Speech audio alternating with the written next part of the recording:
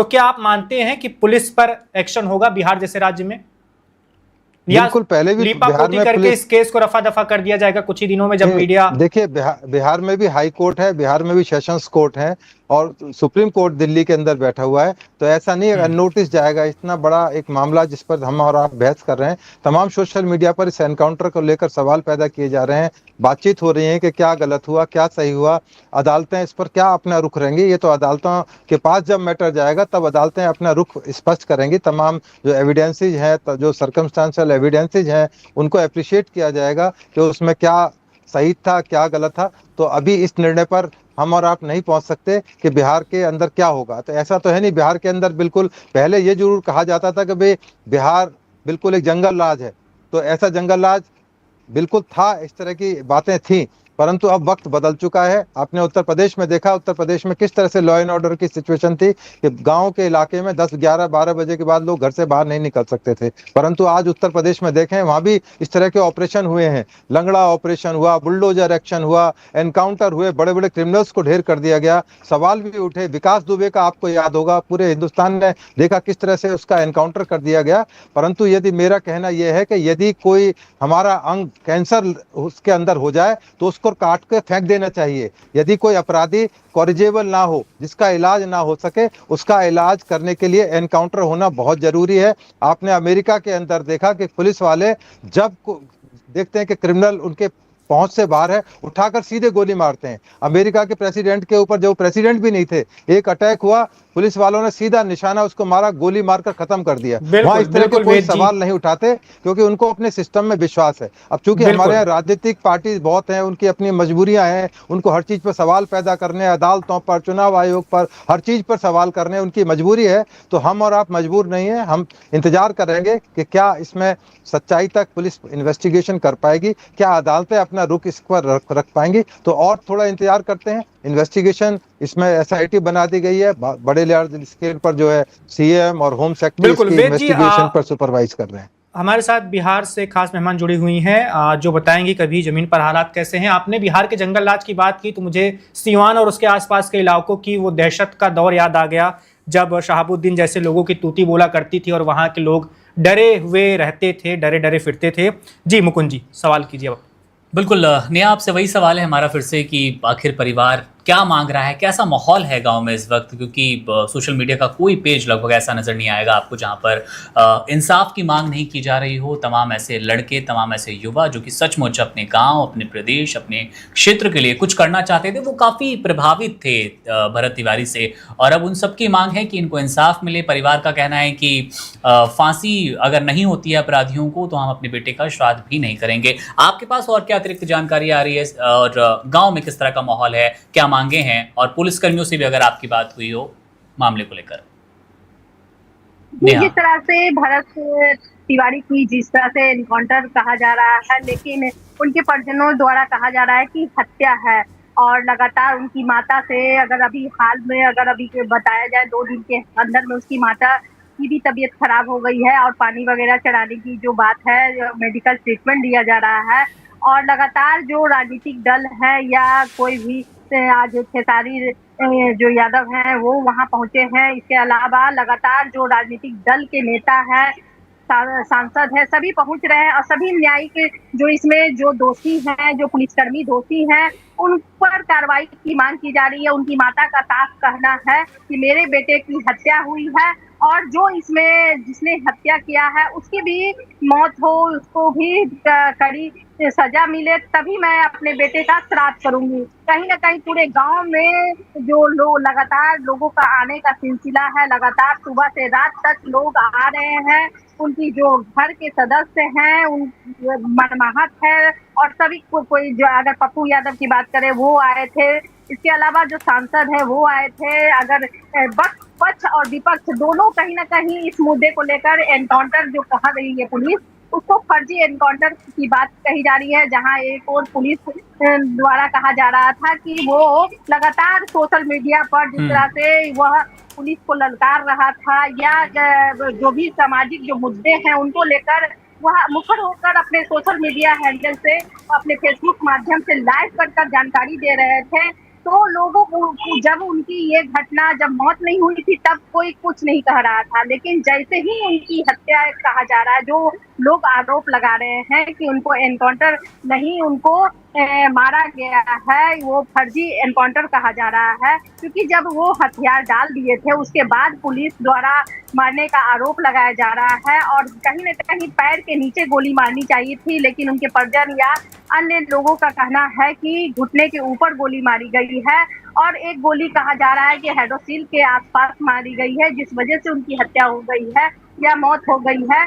तो पुलिस द्वारा कहा जा रहा है कि ये उनके लगातार सोशल मीडिया पर पुलिस के लिए भी चुनौती हो गया है, क्योंकि एक दिन नेहा मैं जानना चाहता हूं कि जैसे कि आप बता रही हैं कि गांव वालों का क्या कहना है, बिहार के जितने भी जनप्रतिनिधि हैं, विधायक हैं या सांसद हैं, उनकी प्रतिक्रिया में मैं देख रहा था कोई भी इस एनकाउंटर का बचाव तो नहीं कर रहा, फिर चाहे वो बीजेपी का हो या जेडीयू का हो, यानी सत्ताधारी गठबंधन का हो या विपक्ष का हो, दोनों तरफ से बराबर रोष है। क्या कुछ ऐसा जमीन पर भी दिख रहा था? जी बिल्कुल, अगर किसी भी दल के नेता या कार्यकर्ता आ रहे हैं तो उनका कहना है, अगर खुद पुलिस कह रही है कि वो विक्षिप्त थे या मानसिक रूप से विक्षिप्त थे, तो उनका इलाज करवाना चाहिए था, ना कि उनका एनकाउंटर करना चाहिए था। और अगर हथियार उन्होंने डाल दिया, आत्मसमर्पण कर दिया, तो क्या जरूरत थी पुलिस को कि उनको गोली मारने की? और गोली मारने के साथ ही काफी खून बह चुका था जहां घटना हुई थी। तुरंत अगर उनको इलाज कराया जाता तो हो सकता है कि आज वो जिंदा होते और अपनी बातों को रख सकते, लेकिन वहां पर शाहपुर में पहले अस्पताल में भर्ती कराया गया, फिर आरा सदर हॉस्पिटल लाया गया, जहां प्राथमिक उपचार किया गया। प्राथमिक उपचार के बाद उनकी हालत काफी गंभीर थी। इसके बाद पटना पीएमसीएच भेजा गया। पीएमसीएच में पहुंचने के बाद ये जानकारी मिली कि उनकी डेथ हो गई है। उसके बाद जो आग सुलगा और कहा जाए कि उन्हें भगत सिंह का दर्जा दिया जा रहा है, भरत तिवारी नहीं भगत सिंह का, लगातार भोजपुर से निकलकर यह आग विभिन्न भोजपुर के अलावा बिहार के विभिन्न हिस्सों में, कल अगर बात करें तो कैंडल मार्च छपरा में भी निकाला गया। इसके पूर्व बिल्कुल इसका असर यूपी समेत तमाम राज्यों में भी दिख रहा है। लोग इस पर आवाज उठा रहे क्योंकि सोशल मीडिया का जमाना है, खबरें बहुत जल्दी बहुत दूर तक पहुंच जाती हैं। नेहा जी, मेरा अगला सवाल आपसे ये है कि अगर हथियार डाल दिए थे भरत ने, तो ऐसी क्या परिस्थिति बनी होगी आपके हिसाब से? वहां पर लोग ऐसा क्या बता रहे हैं कि पुलिस को इनकाउंटर करना पड़ा? क्या कोई आपसी तनातनी हो गई थी वहां के जो लोकल पुलिसकर्मी थे उनके बीच में और भरत के बीच में, कुछ दुश्मनी टाइप से हो गया था कि क्या था, मामला क्या था, आखिर इनकाउंटर हुआ क्यों? देखिए, कहीं ना कहीं लगातार जो भरत तिवारी थे सोशल मीडिया पे आकर पुलिस को गंदे तरीके से वो रे भी कर रहे थे और कुछ गालियां का भी इस्तेमाल कर रहे थे, जिस वजह से पुलिस के लिए चुनौती हो गई थी कि कोई उनको लगातार ट्रोल कर रहा है। तो इसे लेकर कहीं ना कहीं ऊपर से या कहीं और से उनको ऑर्डर था कि इस पर कोई कड़ी कार्रवाई की जाए। और जब उन्होंने आत्मसमर्पण कर दिया उसके बाद का वीडियो नहीं दिख रहा। अगर वो लाइव में थे तो अचानक लाइव का जो उन्होंने पिस्टल फेंका उसके बाद का एक भी वीडियो सामने नहीं। कहीं ना कहीं पुलिस कर्मियों से बात हुई तो वो उनका कहना है कि उन्होंने फिर से हथियार उठा लिया था, मतलब फेंकने के बाद। तो ये कहीं गांव वालों द्वारा यह बात नहीं कही गई है, लेकिन यह मतलब अंदरूनी है, सूत्रों के मुताबिक कहा जा सकता है। लेकिन कहीं ना कहीं गांव से भी जो वीडियो आया है उसमें जो हथियार फेंके हैं वहीं तक का वीडियो है। और सोशल मीडिया पे जो भी बात आ रही है उनके लोगों का कहना है कि जब हथियार फेंक दिए तो मान लिया पैर में गोली क्या मारने की जरूरत है, पैर के ऊपर गोली मारा गया है। यानी कहीं ना कहीं जो पुलिस की जो लगातार जो बदनामी हो रही थी। और एक दिन पूर्व जो खुद सम्राट चौधरी आए थे आरा में, तो उन्होंने भी यह बात कहा था कि सोशल मीडिया पे एक लड़का है जो इस तरह कर रहा है, अगर कोई भी इस तरह करेगा तो उसको छोड़ा नहीं जाएगा। तो कहीं ना कहीं पुलिस के लिए ये जो यूपी में एनकाउंटर जो चल रहा है उसको कहीं ना कहीं बिहार में लाने का प्रयास किया गया, लेकिन यह इसमें सरकार विफल हो पाई है, क्योंकि जो आत्मसमर्पण के बाद हथियार डालने के बाद यह घटना हुई और उसके बाद गोली मारा गया। तो कहीं ना कहीं ये पुलिस के लिए भी एक बदनामी की बात है। लगातार सोशल मीडिया हो, विपक्ष हो, उनके पार्टी के लोग ही सरकार में जो शामिल है, मंत्री, वो भी इस जो मुठभेड़ है या उस एनकाउंटर को गलत कह रहे हैं कि जो अगर हथियार डाल दिया है तो फिर क्या जरूरत थी नेहा, आपने बहुत ही महत्वपूर्ण बात कही है कि मुख्यमंत्री सम्राट चौधरी भी जब उस इलाके में पहुंचे थे तो उन्होंने इशारों में ये बातें कही थी। और पता होना चाहिए मैं दर्शकों को कि बिहार में पहली बार भारतीय जनता पार्टी का कोई मुख्यमंत्री बना है, सम्राट चौधरी सीएम बने हैं और उनके ऊपर भारी दबाव है खुद को साबित करने का, ऐसा उनके विपक्षी कह रहे हैं। और वो योगी आदित्यनाथ की तरह ही बिहार में भी कानून व्यवस्था का राज कायम करने के लिए ऐसे एनकाउंटर करने की खुली छूट देना चाहते हैं अपने पुलिस कर्मियों को, बिहार पुलिस को। वेद भूषण जी के पास चलेंगे। वेद जी, पुलिस को संयमित रहना ऐसे मामलों में, सामने जो उनके अपराधी है उसको समझाने की कोशिश करना, अगर वो सामने से गाली गलौज कर भी रहा है तो उस अपमान के आवेश में आकर कुछ गलत कदम ना उठाना, ये सब तो पुलिस को ट्रेनिंग के दौरान ही पुलिसकर्मियों को सिखाया जाता होगा ना। मान लीजिए बिल्कुल, भरत तिवारी ने ऐसा कुछ कहा भी होगा जो अपमानजनक होगा, गाली दी होगी, लेकिन पुलिसकर्मियों को उस वक्त संयम दिखाना चाहिए। अगर उसने हथियार फेंका तो उसे गिरफ्तार करना चाहिए, या गोली मारने की नौबत आए तो घुटनों के नीचे मारो, घायल हो जाए। लेकिन कई बार हमें ऐसा देखने को मिलता है, आम लोग भी इससे परेशान होते हैं, पुलिसकर्मी बहुत जल्दी आपा खो देते हैं, खासकर जो स्थानीय स्तर पर होते हैं। कई जगह हम वीडियो देखते रहते हैं, थप्पड़ मारते हुए आम लोगों को आसानी से दिख जाते हैं, छोटी छोटी बातों पर उनको गुस्सा आ जाता है। देखिए, हर एनकाउंटर अलग तरह का होता है, अलग फैक्ट्स होते हैं, अलग सरकमस्टांसेस होते हैं, अलग एक्यूज होते हैं, अलग अलग पुलिस वाले होते हैं, अलग अलग तरह के हालात होते हैं।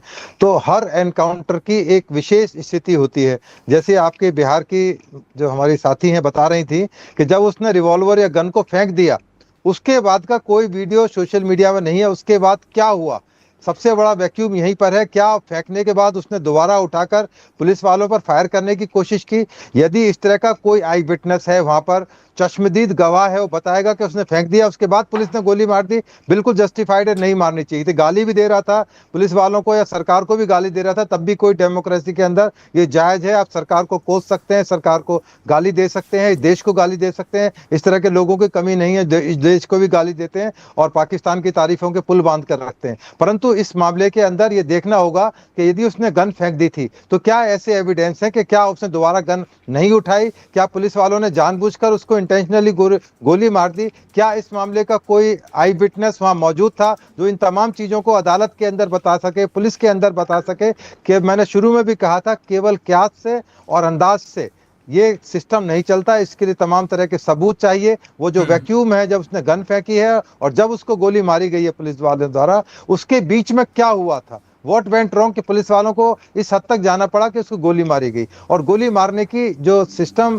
था, क्या पैरों को मारा गया या उसको कहीं ऐसे नाजुक स्थानों पर, सिर पर या चेस्ट पर गोली चलाई गई, वो तमाम इन्वेस्टिगेशन का सब्जेक्ट है। क्योंकि इन्वेस्टिगेशन इतना वास्ट सब्जेक्ट है और आजकल डिजिटल और एआई का टाइम है। ये भी बता सकते हैं एक्सपर्ट्स कि किस एंगल से गोली मारी गई थी, कितने लोगों के पास असला था, किस एंगल से खड़े होकर, लेटकर, बैठकर गोली मारी गई। हर चीज की विवेचना, हर पॉइंट की विवेचना आज के युग में संभव है और इस तरह की चीजें बहुत इजीली नहीं होती इन्वेस्टिगेशन करने के लिए। इसके लिए तमाम फॉरेंसिक की रिपोर्ट्स लेनी पड़ती है, डॉक्टर्स की रिपोर्ट्स लेनी पड़ती है, एक्सपर्ट ओपिनियन पूछनी पड़ती है और उसके मोबाइल्स के कॉल डिटेल्स खंगाले जाएंगे कि उनके अंदर वो किस तरह की चीजें सोशल मीडिया पर डाल रहा था। इस तरह का क्रांतिकारी बनना जो रिवॉल्वर लेकर खुद निकल पड़े, तो इस तरह के, इसको क्रांतिकारी तो नहीं कहा जा सकता। हाँ, इसको एक अपराधी प्रवृत्ति का आदमी या नक्सलाइट्स कहा जा सकता है, जो समाज को, देश को बदलने की जिम्मेदारी लेता है। आपने देखा बड़े बड़े नक्सलाइट्स ऑपरेशन इन दिनों सरकार ने किए हैं और उनको मजबूर किया है कि वो सरकार के सामने सरेंडर कर जाएं। खासतौर से झारखंड और तमाम स्टेट के अंदर जहाँ किसी टाइम नक्सलाइट्स हाइट पर थे, आज वो जीरो पर आ चुके हैं। तो इसलिए आज वो समय नहीं है कि आप हथियार उठाकर और कुछ जो मन में आए आप उसकी न्याय की गुहार करने लगे। उसके लिए एक तमाम प्रक्रिया है, तमाम एक सिस्टम है। आपके पास सरकार है, आप ही की चुनी हुई सरकार है। अब वो बीजेपी के सम्राट चौधरी हैं या दूसरे पार्टी के हैं, वो एक अलग इशू है। परंतु ये जरूर तय है कि इस तरह की चीज़ों की पुनरावृत्ति ना हो, इसके लिए कोई ना कोई ऐसा सरकार को मैकेनिज्म और निकालें और मजबूत करें, जिससे कि इस तरह के एनकाउंटर पर सवाल ना पैदा हो। परंतु यदि बिल्कुल कोई इस तरह वेद का जी, एक क्रिमिनल महत्वपूर्ण है। और मैं कहूँगा अंतिम सवाल ही आपसे लेते चलते हैं। जाहिर तौर पर कितने भी नापाक मंसूबे हो, अगर आपके हाथ में हथियार है, हथियार लेकर आप अपनी कोई बात रखना चाहते हैं, उसे आप क्रांति कह लीजिए या सरकार से अपील कह लीजिए, वो सब आप कानून अपराध के रूप में ही देखते हैं। लेकिन जब हम यूपी मॉडल की बात करते हैं, वहाँ पर भी अपराधियों का इस तरह एनकाउंटर कर दिया गया, तमाम नाम हमारे पास हैं। बिहार में धीरे धीरे ये प्रचलन जा रहा है। आपने जैसे बताया भी कि सम्राट चौधरी पर अतिरिक्त जिम्मेदारी है कानून व्यवस्था को बेहतर, बढ़िया, यानी कि पहले से और ज़्यादा सुचारू दिखाने के लिए। सवाल सर मेरा ये है कुल मिला के कि जब पुलिस इस तरह से एनकाउंटर की तरफ बढ़ती है, तो पुलिस कैसे तय करती है या कैसे साबित करती है कि एनकाउंटर के अलावा हमारे पास कोई विकल्प नहीं था? जाहिर तौर पर, जो कि वैभव ने भी बताया, कि गाली देने भर से पुलिस का आपा नहीं खो जाना चाहिए, उनको गुस्सा नहीं आ जाना चाहिए, या फिर कोई छोटे मोटे हमले से, खींचतान से भी बहुत ज्यादा पुलिस नहीं घबरा सकती, जिस पर हम सुरक्षा की इतनी बड़ी जिम्मेदारी देखते हैं। तो सर वो कौन सा मंजर हो जाता है, कौन सी ऐसी स्थिति होती है जहां पर पुलिस तय कर लेती है कि हाँ, अब एनकाउंटर के बिना काम नहीं चल सकता? देखिए, इसमें भरत भूषण तिवारी वाले मामले के अंदर एक वीडियो और चल रहा है, जिसमें भरत भूषण तिवारी अपने घर के अंदर लेटे हुए, गन लेकर लेटे हुए और पुलिस वालों से बातचीत कर रहे हैं। ये केवल उस दिन का इंसिडेंट नहीं है, इससे पिछला भी जो परिस्थिति है, घटनाक्रम है, उन सबको इकट्ठा कर कर देखना होगा कि क्या पहले उन्होंने कोई इस तरह के सिस्टम को रैंसैक करने की कोशिश की थी, क्या केवल वो ईमानदारी के साथ इस काम को करना चाहते थे, या उनके कुछ अल्टीरियर मोटिव थे, वो कुछ प्राप्त करना चाहते थे, क्रांतिकारी बनना चाहते थे, और इस तरह के क्रांतिकारी बने हैं और बड़ी बड़ी राजनीतिक पार्टियों ने उनको अपने संरक्षण में लिया है। आपको याद होगा, उत्तर प्रदेश के अंदर एक हवाई जहाज क्रिकेट की बॉल दिखाकर, उसको बम दिखाकर हाईजैक कर लिया गया। उसको तुरंत एक पर्टिकुलर पार्टी ने उसको कैच कर लिया, उसको एमएलए बना दिया, टिकट दे दिया। तो इस तरह के लोग हीरो भी बना दिए जाते हैं। तो क्या तमाम जो कवायद हो रही थी, क्या उसको इस तरह की चीज़ों से प्रभावित था? क्या सामाजिक जो हमारा आज का ताना बाना है उसके तहत है? और जहाँ तक उत्तर प्रदेश का सवाल है, आपने देखा उत्तर प्रदेश में लॉ एंड ऑर्डर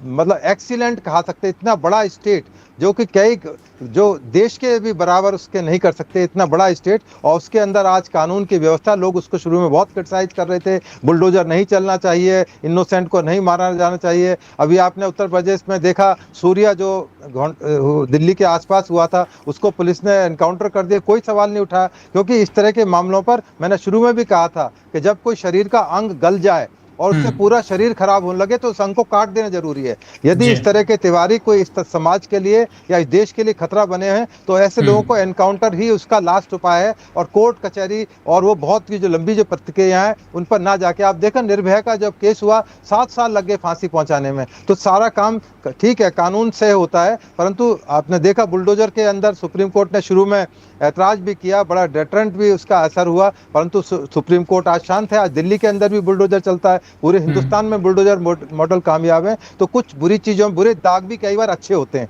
यदि आपकी कमीज पर गंदे दाग हों तो कई बार गंदे दाग अच्छे लगेंगे। तो यदि एनकाउंटर हुआ है और इसलिए डिजर्व करता था, तो मैं इस एनकाउंटर का समर्थन करता हूं। इस तरह के जो लोग हैं, जो वहशी लोग हैं, इस तरह के जो क्रिमिनल माइंड के लोग हैं, उनका एनकाउंटर यदि पुलिस अपनी थोड़ी सीमा से बाहर जाकर करती है तो बिल्कुल जस्टिफाइड है। समाज को एक मैसेज देने के लिए एक बहुत बड़ा काम ये हुआ है। अब देखते हैं इन्वेस्टिगेशन और ट्रायल के बाद में क्या अदालतें निर्णय करती हैं। जी चलिए, नेहा के पास चलते हैं आखिरी सवाल की ओर। नेहा, लगातार बड़े नेताओं का और सामाजिक कामों से जुड़े हुए लोगों का भरत तिवारी के घर पहुंचना जारी है। खेसारी लाल यादव भी पहुंचे हैं वहां पर, उससे पहले पप्पू यादव भी गए हैं। मैं विजय सिन्हा का बयान सुन रहा था। तमाम तरह के बड़े लोग अगर इस पर बयान दे रहे हैं, दुख जाहिर कर रहे हैं, तो सरकार पर दबाव भी बन रहा है। क्या लगता है इस मामले को लेकर बिहार की सरकार बैकफुट पर दिखाई दे रही है? कोई बड़ा फैसला लिया जा सकता है निलंबन के अलावा? जहां तक अगर विपक्ष की बात करें, विपक्ष इस मुद्दे को अच्छी तरह भुनाना चाह रहा है। चाहे वह भरत जो तिवारी हैं उनकी मौत की बात है, उसे लेकर कहीं ना कहीं सरकार को घेरा जा रहा है, और इसके कारण है देखा जा रहा है कि लगातार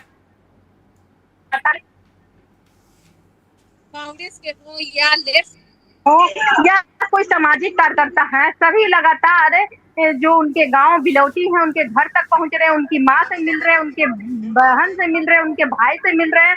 और सबसे बड़ी खास बात है कि जिस दिन यह घटना हुई, उनके पिता को दिन भर थाने में बैठा के रखा गया। हमारी बात हुई उनके पिता से तो उन्होंने जी। कहा कि मेरा बेटा को जब गोली लगी, मैं बार बार पुलिस से पूछ रहा था कि मेरा बेटा कैसा है, क्या हुआ है, कैसे है, तो उनको जवाब नहीं मिल रहा था। जब उनकी देहांत हो गई तब उसके बाद उन्हें जेल से या थाने में जो बैठा के रखे थे वहां से छोड़ा गया।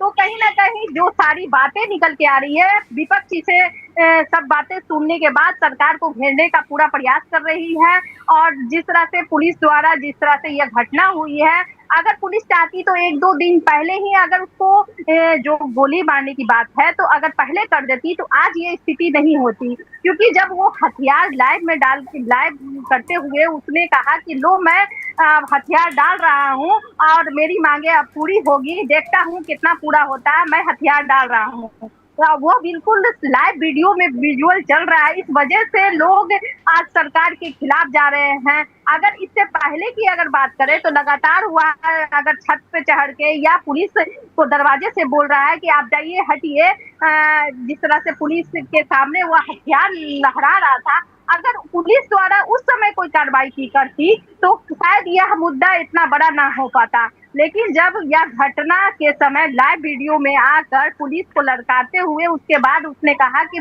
देखते हैं पुलिस हमारी बातें मान रही है, मैं हथियार डाल रहा हूँ, उसके बाद का जो वीडियो हो वो हमारे पास अवेलेबल नहीं है, ना पुलिस ने इसका रिकॉर्डिंग रखा है या जारी नहीं किया गया है। जो भी हो, लेकिन कहीं ना कहीं ये जो लाइव में आकर उन्होंने अपना हथियार डाल दिया, उसके बाद उनकी जो इस तरह से गोली मारी गई, ये कहीं ना कहीं निंदनीय है। और इसको विपक्ष से लेकर खुद सरकार के जो मंत्री हैं, विधायक हैं, या कहीं ना कहीं जो सम्राट चौधरी से नाराज चल रहे हैं, वो कहीं ना कहीं इस मुद्दे को लेकर मुखर होकर उनके घर पर जा रहे हैं, मीडिया में बयान दे रहे हैं।